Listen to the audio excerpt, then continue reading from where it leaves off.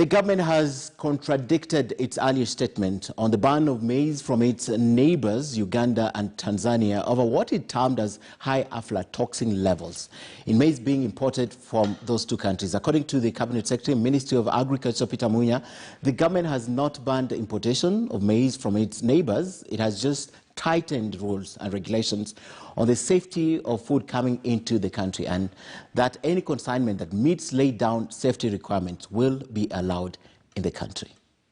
Just days after the Agricultural and Food Authority issued a strong worded statement that Kenya had stopped the importation of maize from its neighbours Tanzania and Uganda, the Cabinet Secretary in the Ministry of Agriculture, Peter Munya, has come out to contradict that statement, indicating that Kenya has not stopped the importation of maize from its East African neighbours, and that AFA was only tightening the already existing food safety laws meant to protect the public in Kenya.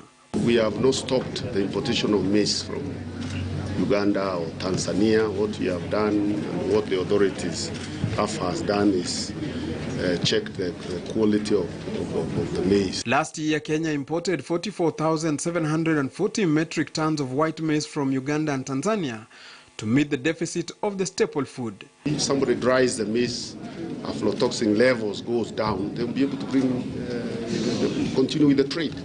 So I think it's just a stopgap issue of making sure that there is compliance. According to the statement by AFA, the authority has been conducting surveillance on the food imports to Kenya across all its borders, and that it was very clear from the results that maize imported from Uganda and Tanzania had high levels of mycotoxins that were considered beyond allowable safety limits for any grain allowed in Kenya. Through continuous surveillance and testing of maize from our EAC region, results indicate high levels of aflatoxin beyond the permissible maximum limits.